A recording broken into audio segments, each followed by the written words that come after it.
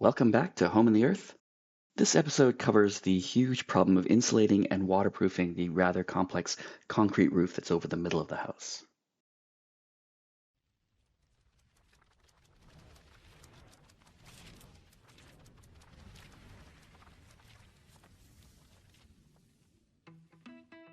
To understand the challenge here, we really need to look at the drawings.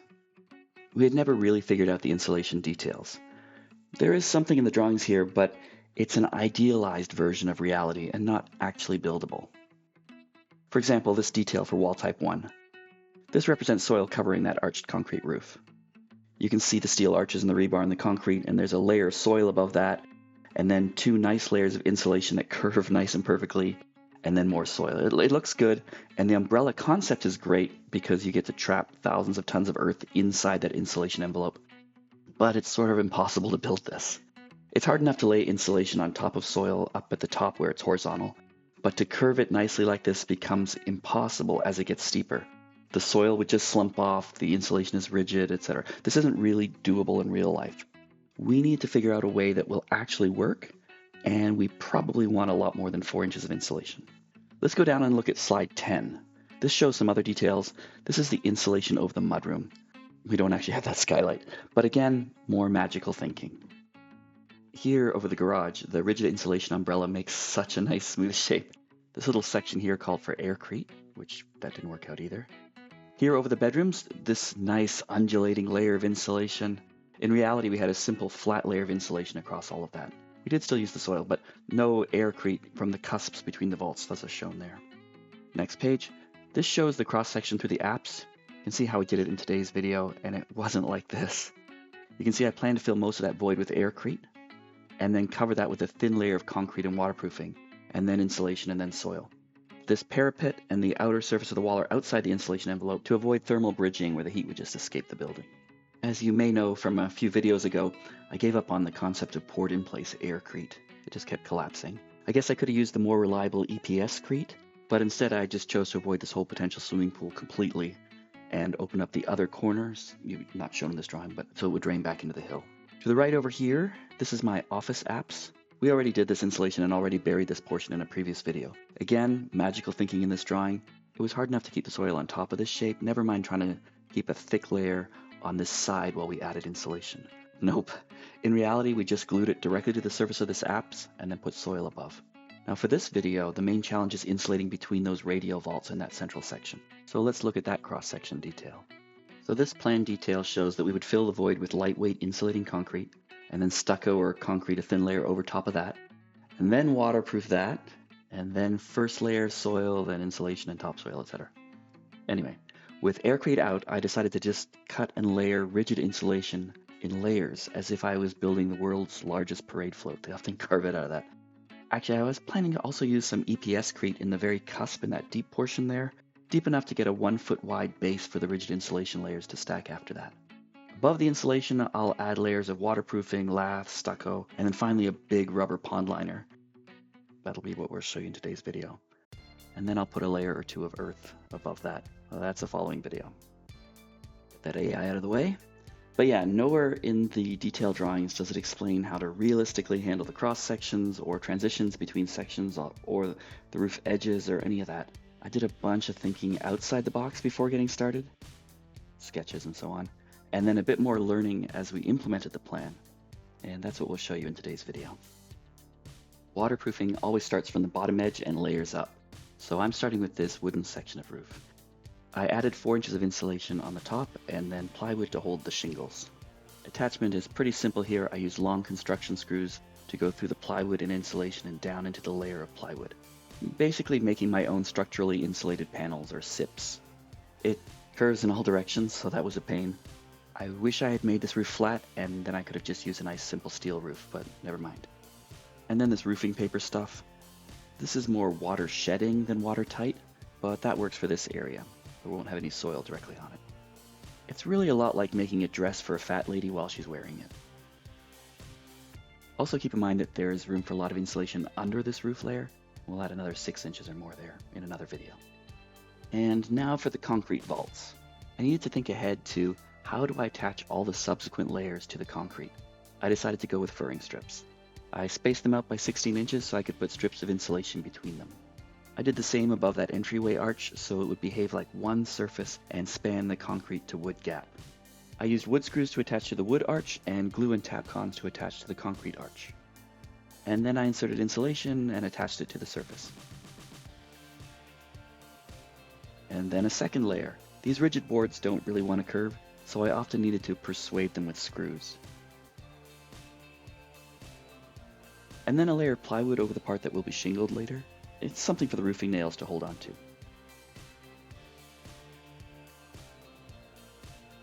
I actually sanded the boards to remove any edge ridges and make it look nice and smooth. At this point, I was still very much concerned about my novel plan coming together, but don't worry, we've had 0 issues on this roof after 6 years. Okay, more paper to continue the layering. The white paper is ice block. It's meant to be a bit closer to waterproofing. It's sticky and rubbery, and the nail holes that go through it will seal themselves up. I'm using it where I expect water flow and ice damming across this roof. Meanwhile, the gold stuff is pretty cheap, so I figured more is better. Using the good stuff for the valley, and again, many layers, all the way down to that blue layer at the bottom, which is that elastomeric waterproofing that covers this whole roof. I'm adding little bits of plywood for attachment points where needed. And then let's add the insulation. I'm using spray foam as a glue. Those little wood blocks are temporary holds that will be removed later. And some more paper in this sensitive valley area. I just really need to shed anything that might get through that top rubber layer that we'll put at the end. And then another layer of insulation that overlaps all of that. And then a billboard vinyl. Again, I wouldn't consider this billboard vinyl to be waterproof, especially after I use screws to attach it, but it is water shedding. There's still more layers to come, you'll see. All right, origami time. And now we start on the second vault. There are 10 vaults, so I'm going to skip some steps to keep this video shorter.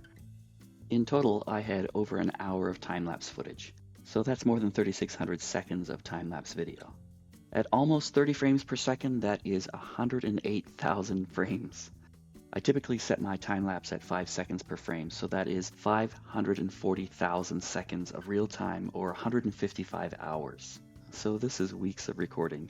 We did other jobs along the way, but this took pretty much the whole summer.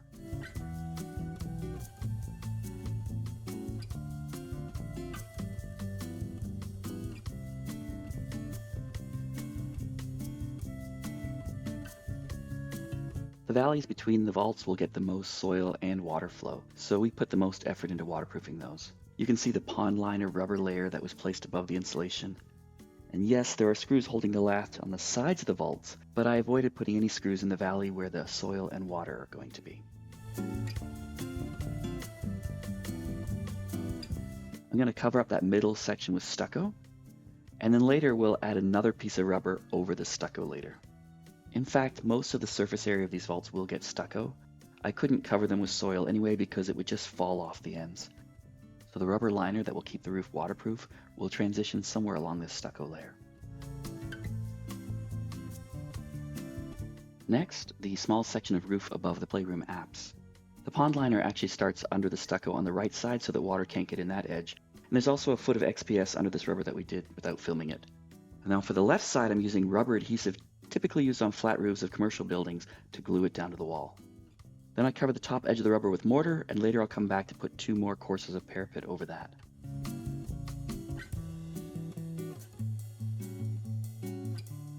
That French drain curves around the corner past the end of the parapet wall and down the side of the building to the footing drains. It's wrapped and covered in synthetic landscaper's fabric to prevent dirt from ever clogging it up.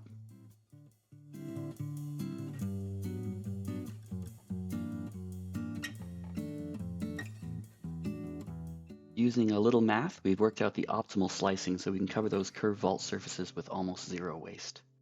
And since I know the measurements in advance, I can rip the pieces to the right sizes quickly before even taking them up to the roof. On the roof now, with a better plan and some practice, we get these first layer pieces in much more quickly than the first 2 vaults.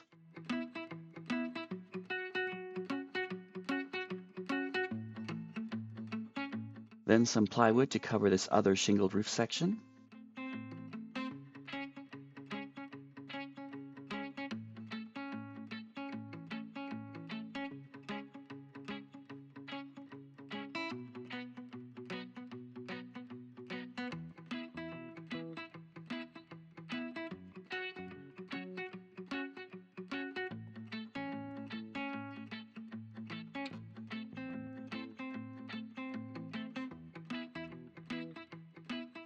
And then the pre-cut insulation for the second layer. Again, quick and easy.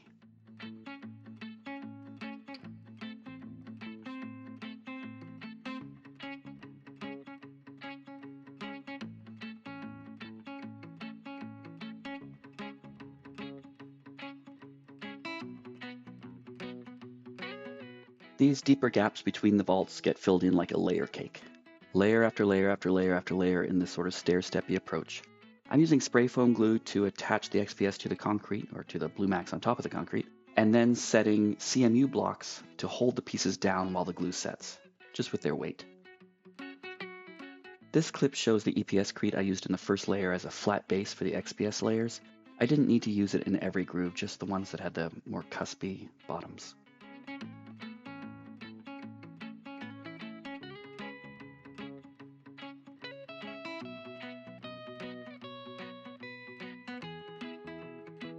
That big yellow box is my scrap box. I would bring up all the pieces of scrap to use for fill in all the different gaps. I'm proud to say that I used up all my larger scraps, and I had only one garbage bag worth of little XPS shavings at the end of this whole project. Very efficient use of the XPS.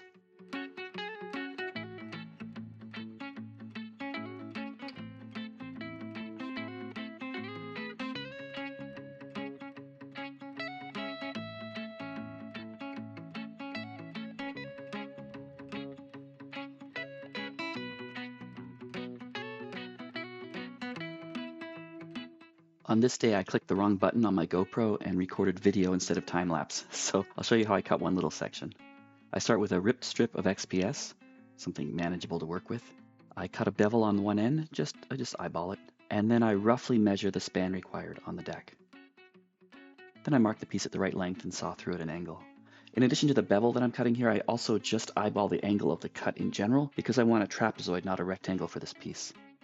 And while I'm cutting this bevel, I'm setting up for the next piece. I'll just flip it over, measure, and do the third cut to get the second piece, and so on. Easy peasy. Here I drop it into place, it fits. I'll do a few of these, and then spray glue them all into place with some cinder blocks on top. And back to high speed. Time to finish up this stair-steppy area, smooth things out. At the high end, we have at least 10 sheets deep, so the average R value here is above R50. For this layer, we're using large pieces of Billboard vinyl that we glue together using HH66 vinyl cement. This is a solvent welding adhesive, so it's more like fusing the vinyls together. The solvent temporarily dissolves the vinyl, and then it fuses back together at a molecular level when the solvent evaporates. It also has some resin in it for extra strength. The overlapping joint ends up stronger and more watertight than the rest of it. And again, I'm not relying on this to be completely waterproof, although that would be nice. These layers are to help shed water. There will be an unpunctured rubber pond liner to add the final waterproofing layer on top of everything. This layer is getting a lot of screw holes through it, at least out near the edges where it won't have soil cover anyway, because I need a way to attach the lath and the stucco securely, and this is just the best method I could think of. Someone's going to say, why not just spray foam on the insulation? And yes, that would have been great, no pun intended with great stuff, but the spray on insulation costs 6 times more than rigid insulation if you want that waterproof, closed cell, high PSI stuff. And then I still need to figure out how to make sure the lath and stucco stick to that. I did use that sort of spray foam in a later section, you'll see that video sooner or later, but it was awful to work with and I hated using that stuff.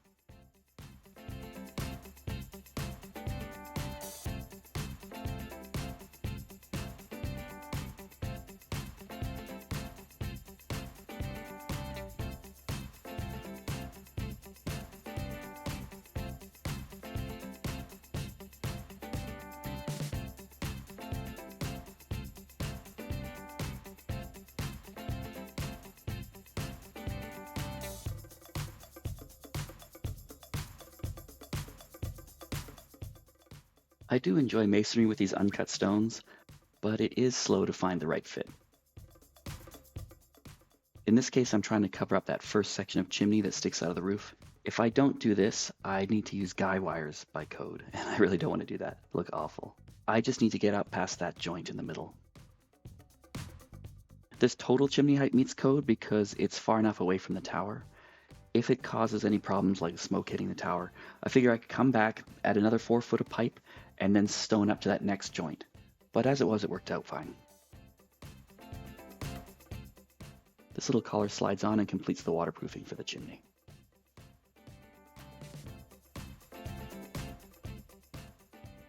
Now we're starting on the last 3 vaults. I have a lot of practice now, so this section goes quite a lot faster. I'm using the ripped insulation strips as that standard template for spacing the furring strips. For the triangles, I'd worked out how wide the open end needed to be to fit the curve and minimize waste.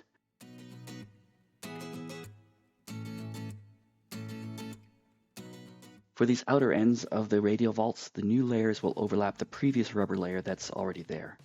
We'll glue the top rubber down to this rubber when we place it.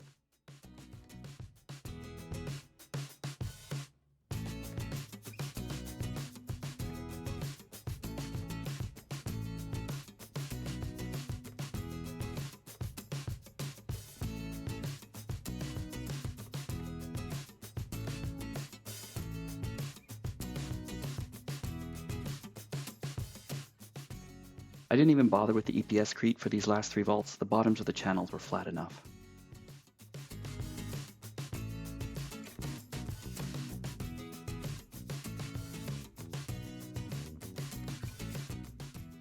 After getting the 3rd layer on the vaults, we start to fill in the groove between them. Keep in mind that it's the overall average R value that counts. So I have R30 over most of the vault and then much higher R values between the vaults, so that I can exceed code overall, even before adding the soil. Soil isn't actually a good insulator, in that it doesn't actually have a high static R value. Soil and the concrete in the structure has lots of thermal mass though, and that will delay or reduce heat transfer over time. Basically, the thermal mass moderates swings in temperature. So this is called dynamic R value, and it can actually save a lot of energy in real-world environments, especially between seasons. The soil layer that we'll be adding will cause a thermal lag time of at least a week. So if a summer week in southeast Michigan swings from daytime highs of 90 Fahrenheit down to nighttime lows of 60 Fahrenheit, that soil surface will experience that full 30-degree swing each way. However, at 2 feet deep, the soil completely flattens this peak. The insulation never sees 90 Fahrenheit or 60 Fahrenheit. Instead, it experiences a steady, slow-moving average soil temperature that'll be roughly 72 to 74 in midsummer. In winter, this soil layer will get cold, but the insulation is still below the frost layer, so the insulation never really has to deal with freezing temperatures. We avoid all the extremes. And because the soil has smoothed out those rapid daily spikes, the 6 inches of XPS foam operates at peak efficiency. And then that insulation isolates the concrete underneath from even what it does get. So those 6-inch concrete vaults act as a massive thermal battery for the living space. Earth-sheltered homes heavily rely on passive solar design, those large south-facing windows. When the winter sun pours into the home, that interior concrete wall and floor and roof absorbs the excess heat without letting the room overheat. And then at night, the concrete slowly radiates that stored warmth back into the air. And again, this moderates everything out and minimizes the load on the heating system. Anyway, that's the theory.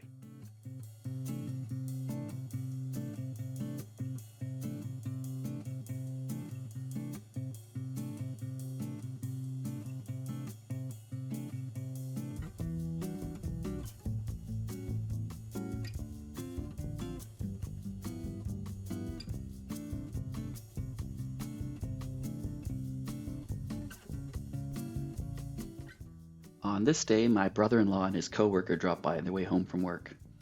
I'm sure they figured we were a little crazy.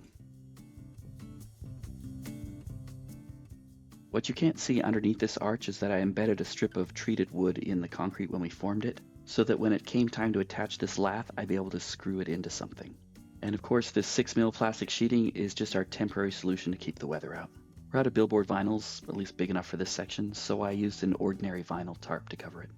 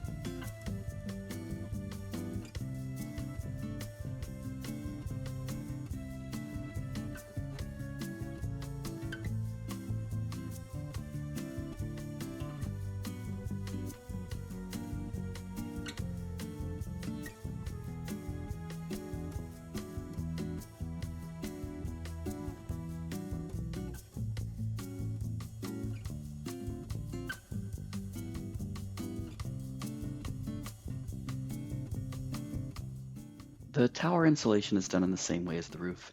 I'm only including it here because of the layers. The wall layers need to tie into the roof layers.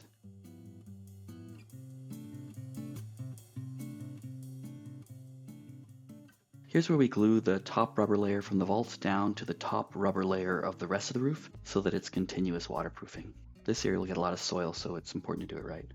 I'm using a special rubber glue designed for use on flat roofs. It's also a bit of a solvent, so it needs to wait 5 minutes before you can push the two pieces together. Then they literally fuse to become one piece of rubber. I'm using that spider lath on the top edge of this piece to hold hydraulic cement. That'll prevent water from getting underneath there. The spider lath has no sharp edges, so I don't have to worry that it'll poke holes in the rubber. I'll be gluing down this heavy rubber to cover everywhere that the soil and the water in the soil will eventually go. There'll be no screw holes in this rubber layer. I'm using EPDM seam primer. It's a solvent-based liquid designed to clean and pre-treat the surface of these EPDM rubber membranes. It's a critical step in creating that watertight bond because the EPDM is naturally chemically inert, and so it doesn't adhere well to tapes or adhesives on its own. And then I use the seam tape or the bonding adhesive. The bonding adhesive is especially for gluing EPDM membranes to things like concrete. You apply it to both surfaces, and then you give some time for the solvent to evaporate. And then when you put them together, it's an instant bond at the molecular level. Instant enough that I didn't mind when the rainstorm hit.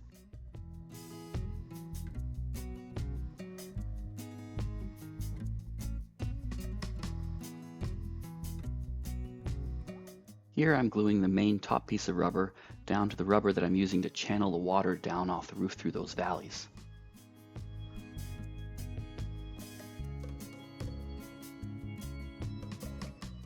Here I use both the adhesive and the tape.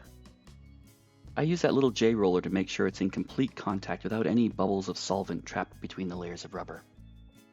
This particular valley by the front entrance already has many layers. They're all sealed at the top end and open at the bottom. If any water ever does get in, I want it getting out again at the bottom.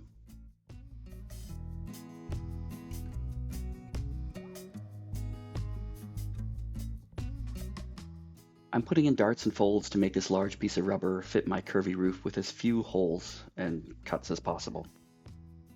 On this high end above the mezzanine roof, I tuck it under the rubber that was there before. Commercial EPDM roofs like this are supposed to last about 40 years, but that's when they're exposed with UV damage, heat and cold, foot traffic from guys fixing the air conditioner, etc. I'll be protecting my rubber with earth, so it should last much longer.